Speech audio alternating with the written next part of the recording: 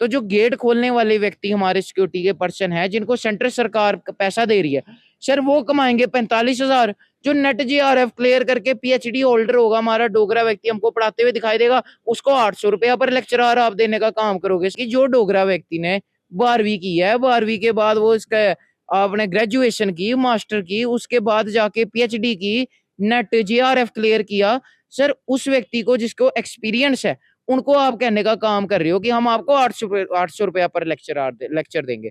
Sir यहाँ तक तो एक दिहाड़ीदार मजदूर तक 1000 रुपए की दिहाड़ी कमाते हुए दिखाई देता है। जम्मू यूनिवर्सिटी एक बारी पढ़ती है जेड़ा है चर्चा वजह ये दी है इस बारी एक ऐसा मुद्दा है रोजगार के लिए। हालांकि गल करचे जम्मू कश्मीर रोजगार की भी कमी है और खास कर जम्मू की गल करचे ये सुनने के लब्भा करदा कि जेडे लगातार कॉन्ट्रैक्चुअल बेसिस पर काम करते साल जो पूरा होंदा एक कॉन्ट्रैक्ट होंदा उसी ढाई है हूँ गेस्ट होना है। खास कर गल करचे अगर तो जियां उन्हें 45,000 रुपया थोंदा है या 35,000 थोंदा है, उन्होंने इन थोड़ा यानी कि 600 700 800 इस चाली का उन्हें एक लेक्चर साहब थोड़ा है। इस विषय पर गलबात करना साढ़े कन्नै जसित पल्ला और तो इसी पूरी जी कार्रवाई हुई इसी किस चाली दिखते हो? सर ये बड़ी हैरानगी की बात है कि जिन्होंने ये ऑर्डर लाया है गेस्ट फैकल्टी का, कि जो हमारे असिस्टेंट प्रोफेसर होते थे, एसोसिएट प्रोफेसर होते थे, अब उनको गेस्ट फैकल्टी का नाम दिया जाएगा। सर गेस्ट का जितना मैं चीज समझता हूँ, गेस्ट वो होता है कि जिसको आप कहीं से लाते हो और कहीं ठहराने का, कहीं रुकवाने का काम करते हो। तो अगर कोई गेस्ट है तो वो हमारे VC साहब ही गेस्ट कहलाए जाएंगे, क्योंकि वो दूसरी स्टेट से आए हैं और उनको हमने यहाँ पे रुकवाया है और यहाँ काम काज उनको हमने देने का काम किया है। तो अगर गेस्ट किसी के आगे लगना है फैकल्टी, वो VC साहब के आगे लगना चाहिए कि वो दूसरी स्टेट के। हमारे यहाँ सर जो अपने लोकल डोगरा हैं, आप उनको कह रहे हो कि ये गेस्ट फैकल्टी में काम करेंगे। सैटरडे संडे तो वैसे ही ऑफ होता है, पर लेक्चर का आप कह रहे हो कि 800 रुपए देने का काम करेंगे। सर मेरा सवाल ये है कि जो डोगरा व्यक्ति ने 12वीं की है, 12वीं के बाद वो इसका आपने ग्रेजुएशन की, मास्टर की, उसके बाद जाके PhD की, नेट JRF क्लियर किया, सर उस व्यक्ति को जिसको एक्सपीरियंस है, उनको आप कहने का काम कर रहे हो कि हम आपको 800 रुपया पर लेक्चर देंगे। सर यहाँ तक तो एक दिहाड़ीदार मजदूर तक 1000 रुपए की दिहाड़ी कमाते हुए दिखाई देता है। एक कोई पेंटर आप चले जाओगे कार्रवाई, वो 1100-1200 रुपया कमाते हुए एक दिन का दिखाई देता है। ये अगर आप चले जाओगे कोई हार्डवेयर पे, जो ये आपके कारीगर होते हैं, वो पर स्क्वायर फुट इतना पैसा कमाते हुए दिखाई दे जाते हैं सर कि कोई कहने की बात नहीं। तो अब जो इतना क्वालिफिकेशन करके हमारा डोगरा व्यक्ति यहाँ पे आएगा, उसकी आप इतनी बुरी हालत कर रहे हो। और सर गेस्ट फैकल्टी में तो जॉब आपने सिक्योरिटी खत्म कर दी। पहले चलो ऐसा तो होता था, कुछ सालों तक जॉब सिक्योरिटी होती थी, ये तो वही अग्निवीर वाला आपने हिसाब कर दिया। फिर मुझे आप एक बात बताओ, कोई व्यक्ति क्यों हमारे जम्मू में आएगा?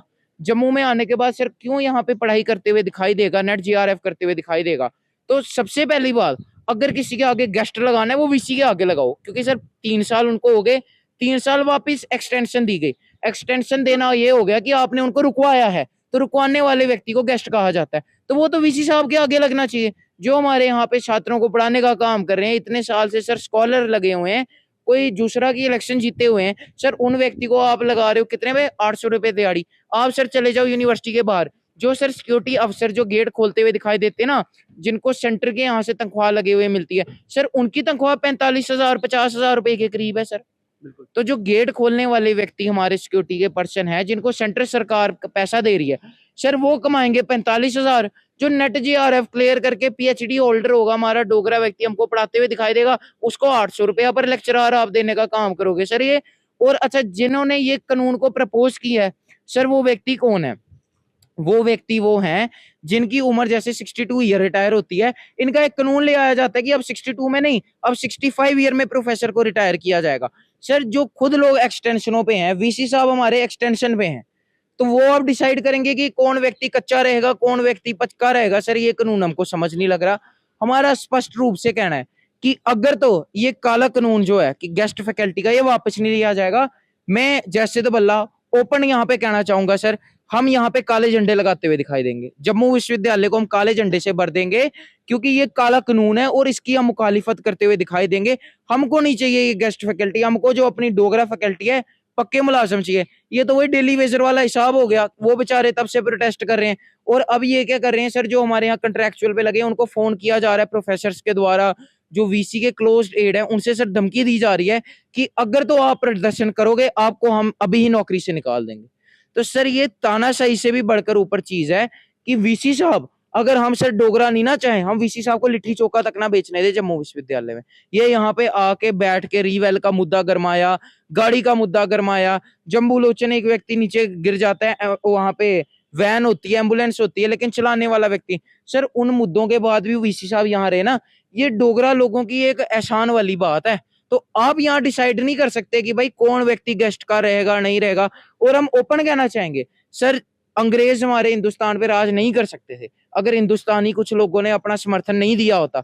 उन्होंने क्यों दिया? हम अपनी नौकरी पे बने रहे, हम पक्के हो जाए। हम आज भी ये हिसाब है, जो हर डिपार्टमेंट का एचओडी है वो समर्थन क्यों कर रहा है कि हम अपनी कुर्सी पे बने रहें। कोई सोच रहे हम डीन बन जाए, कोई सोच रहे हम परमानेंट प्रोफेसर हो जाए, फुल फ्लेज प्रोफेसर हो जाए।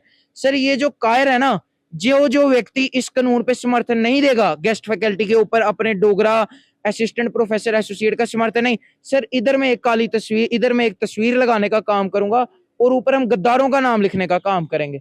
उधर सबसे पहला गद्दार होगा अपना वाइस चांसलर, वाइस चांसलर के बाद हर एक डिपार्टमेंट का एचओडी, एचओडी के बाद जितने ये फुल प्रोफेसर बने हुए हैं, और जिसका सर जमीर जिंदा होगा वो इस पॉलिसी का विरोध करेगा पहले। और मैं एक बात कहना चाहूंगा सर, ये भी एक कर्मा हिट होते हुए दिखाई दे रहा है। जब सर मैं स्टूडेंट लीडर, हम प्रोटेस्ट करते थे ना जम्मू विश्वविद्यालय में, सर क्या प्रोफेसर एचओडी तो छोड़ दो, सर जो कच्चे मुलाजम थे ना, ये आपके एसोसिएट प्रोफेसर, ये हमें दफ्तर में बुला के हमारा विरोध करते थे कि आप वीसी साहब के खिलाफ नहीं बोल सकते, आप वीसी साहब के खिलाफ, वीसी साहब एक बड़ी शख्सियत है।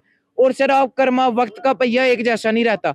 सर आज वही व्यक्ति हैं जो हमारे को कह रहे हैं कि प्लीज हमारा मुद्दा उठाओ। तो कल हमारी आवाज दबाई गई परंतु हम दबे नहीं, और आज हम इनकी आवाज उठा रहे हैं। यही हम कहना चाहेंगे, ये प्रोफेसर के साथ होते हुए दिखाई देगा। कल को जब कोई गलत डिपार्टमेंट का नॉन टीचिंग उस सब्जेक्ट के व्यक्ति को, कच्चे मुलाजम को सर जब डायरेक्टर बनाया जाएगा ना एचओडी, और क्वालिफाइड जिसने साल दिए होंगे उसको नहीं, तब ये भी प्रोटेस्ट पे आएंगे। लेकिन सर तब तक कोई फायदा नहीं रहेगा, क्योंकि तब तक आवाज इतनी दबा दी गई होगी, जैसे आज कंट्रेक्चुअल को दबा दिया गया, कल एचओडी वालों को दबा दिया जाएगा, फिर डीन वालों को दबा दिया जाएगा। तो ऐसे आप हमें बताओ कि हमारी बात कब मानी जाएगी सर? जम्मू यूनिवर्सिटी ਦੇ ਕਰੰਟ ਮੁੱਦਿਆਂ ਉੱਪਰ ਗੱਲਬਾਤ ਕਰਨ ਵਾਸਤੇ ਜੈਸਿਤ ਬੱਲਾ ਹੋ ਰਹੀ ਔਰ ਵਿਸਤਾਰ ਕੇ ਸੁਣਾਇਆ ਕਿ ਕੀ ਕੁਝ ਜੰਮੂ ਯੂਨੀਵਰਸਿਟੀ ਚਲਾ ਕਰਦਾ ਹੈ ਔਰ ਰੂਟ ਸਿਲੈਕਟ ਫॉलो ਜ਼ਰੂਰ ਕਰੋ। ਧੰਨਵਾਦ।